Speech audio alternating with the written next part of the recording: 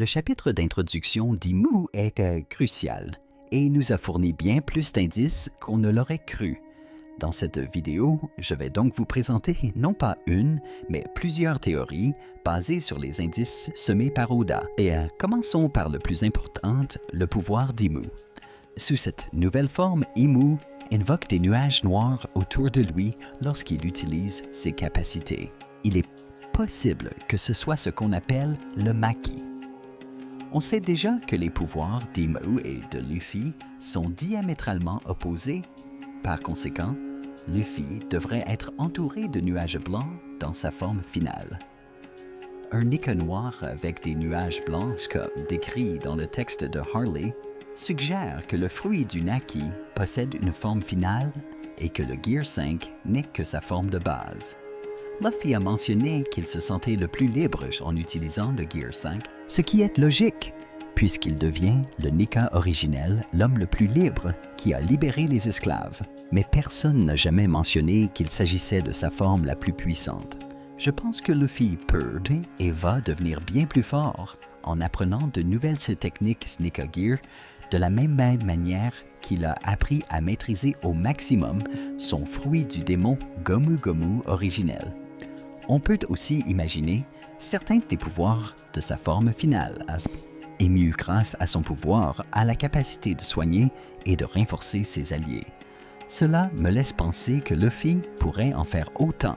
Si Imu utilise Omen, le feu noir qui renforce ses alliés, alors Nika pourrait posséder la flamme mère, ou une sorte de flamme solaire qui soigne et dynamise son équipe et ses autres alliés, à l'instar de Naruto lors de la 4e Grande Guerre Ninja. Ces mêmes flammes sont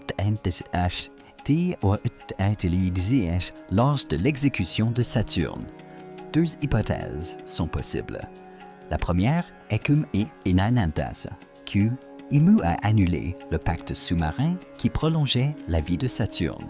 Ainsi, lorsqu'Imu reprit le pouvoir qu'il avait conféré à Saturne, ce dernier se désintégra complètement, car c'est ce qu'il serait devenu sans l'immortalité conférée par le pacte. La seconde hypothèse est encore plus complexe. Les 5 doyens et les 5 doyens semblent posséder de multiples capacités surnaturelles, telles que la guérison complète des blessures, l'immortalité et la téléportation, ou l'invocation par le biais de cercles magiques. Cela pourrait s'expliquer par le fait que, grâce au pouvoir prémonitoire d'Imu, ils ont pu abriter de multiples pouvoirs démoniaques en eux. Ainsi, lorsque Saturne fut privé de tous ses présages, il ne put plus résister à ses pouvoirs, ce qui déclencha l'explosion semblable à celle qui se produit lorsqu'on mange 2 fruits du démon. Je vous ai également présenté cette option car nous allons maintenant parler de l'homme marqué par les flammes. Je pense qu'il s'agissait d'un ancien chevalier sacré et je vais vous expliquer pourquoi. Ce n'est pas un hasard si cet homme mystérieux et les chevaliers sacrés ont été introduits presque simultanément, ni pourquoi Imu et les flammes montériennes ont été révélés avant lui, ce qui avant ce chapitre semblait incohérent. Au chapitre 1168, on apprend que Shanks a quitté Marie-Joie juste avant de devenir officiellement un chevalier sacré. Au départ, on aurait pu croire qu'il lui suffisait d'accomplir quelques missions pour y parvenir, mais en réalité, le processus était plus complexe. La mission finale n'aurait d'ailleurs pas changé grand-chose. Les 5 anciens ont déclaré que seulement 13 personnes peuvent posséder simultanément les serments des profondeurs et des abysses. Puisque les anciens possèdent eux-mêmes des capacités liées à ces serments, cela suggère qu'il n'existe que 8 chevaliers sacrés à part entière à un instant donné. Devenir un chevalier sacré ne consiste pas à accomplir des missions, mais à occuper une place numérotée. Si l'un par un autre, doit prendre sa place. L'exemple de Harold, devenu chevalier sacré, en est une parfaite illustration. Sans crier, car les 5 doyens lui ont proposé le poste, car il était le successeur désigné de Shanks. Cela signifie qu'il cherchait activement un remplaçant et qu'après le départ de Shanks, Harold est devenu leur option suivante. Ce n'est d'ailleurs pas la première fois que l'on observe ce système dans One Piece. Lorsqu'un jeune empereur était détrôné, un nouveau était nommé. Le même phénomène se produit avec les amiraux, les Shichibukai et même les Gorosei. Lorsque Imu a puni St. J. Garcia Saturn, à Egghead, Figureland, Garling est devenu membre des Gorosei en quelques minutes. Et c'est là que les choses deviennent vraiment intéressantes. L'accession de Garling au rang de Gorosei a libéré une place parmi les chevaliers sacrés. Peu après, Shamrock et Gunko se sont rendus à Elbaf pour recruter Lucky. Il est impératif de maintenir les effectifs. Alors, que s'est-il passé exactement il y a 14 ans? Soudain, un chevalier sacré a dû être remplacé et Harold a pris sa place. Nous avons vu Saturn brûlé par des flammes noires Genbizao au moment de sa mort. Et si l'homme marqué par les flammes était un ancien chevalier sacré qui avait échappé à Imu, avait été brûlé lors de sa fuite, mais avait miraculeusement survécu, l'épithète « homme marqué par les flammes » conviendrait parfaitement. Être brûlé par les flammes noires et d'Imu semble bien plus plausible que par Akainu Sabo ou tout autre personnage, surtout dans le contexte de la saga finale. Par ailleurs, le détail des 14 ans est vraiment intéressant et voici pourquoi. Quand The East à The Kid est mentionné l'homme marqué par les flammes, Nico Robin et Law ont eu des réactions très inhabituelles. Il semblerait qu'ils aient tous deux entendu parler de lui, ou du moins qu'ils aient une idée de qui il pourrait être. Robin a passé son enfance à changer d'équipage. Il ne serait donc pas surprenant qu'elle ait entendu quelque chose à son sujet. Mais la situation de Law est encore plus intéressante. Law a actuellement 26 ans. Il a rencontré la famille Don Quixote il y a 16 ans alors qu'il avait 10 ans. Don Quixote l'a emmené 2 ans plus tard, à l'âge de 12 ans, il y a exactement 14 ans. Rosinante est skinte chez moi, 20 mois plus tard, en sauvant Law. Alors, âgé de 13 ans.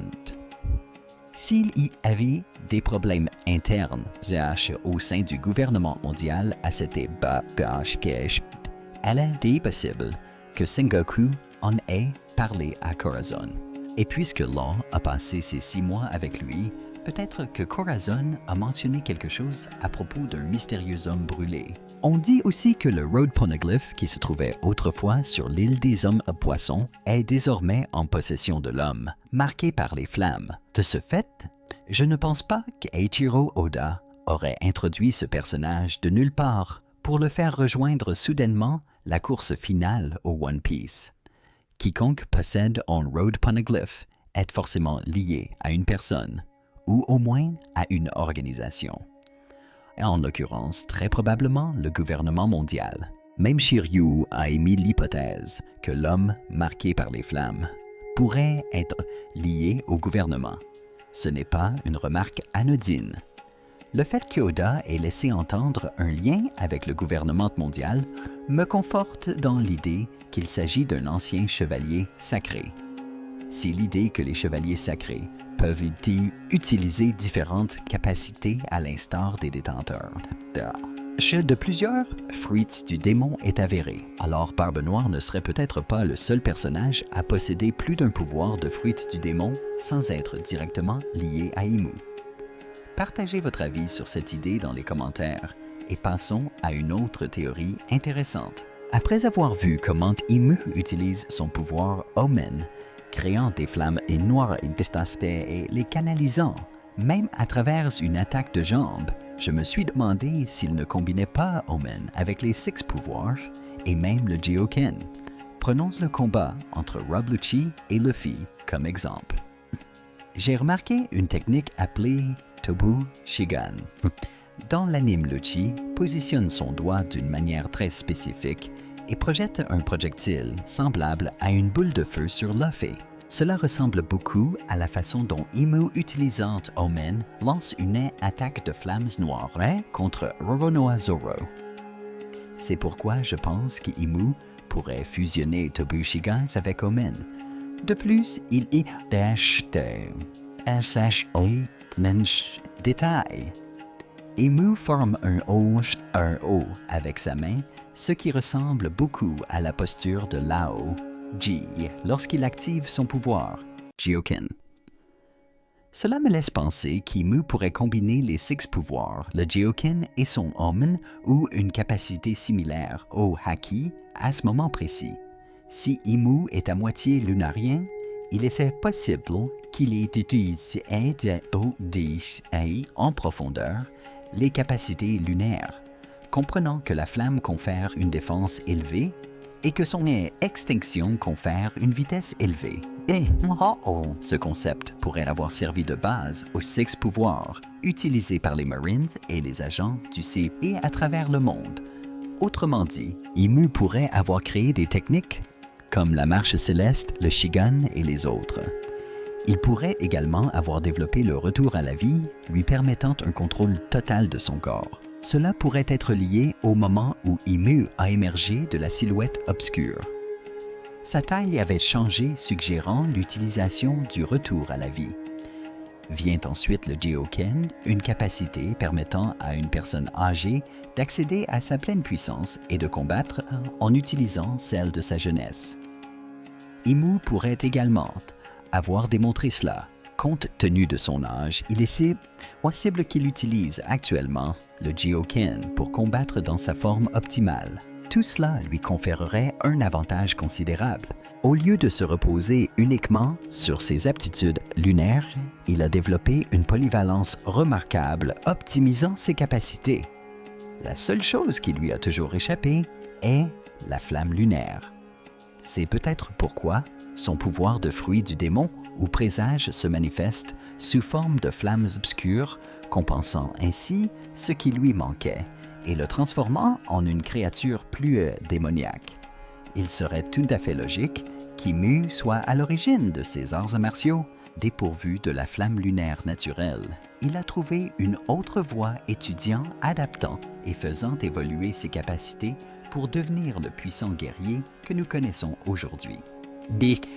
Au lieu de flammes ordinaires, Imu possède d'étranges flammes noires circulaires dotées d'yeux. Et comme tout dans One Piece, ses yeux pourraient bien receler une signification plus profonde. Oui, l'idée la plus évidente est un parallèle avec les anges bibliques, mais il pourrait aussi s'agir d'une référence aux plumes de la queue du paon qui présentent de multiples motifs évoquant des yeux. On sait déjà combien Eiichiro Oda accorde souvent une importance symbolique aux oiseaux dans l'histoire de One Piece. Il existe également une autre connexion intéressante.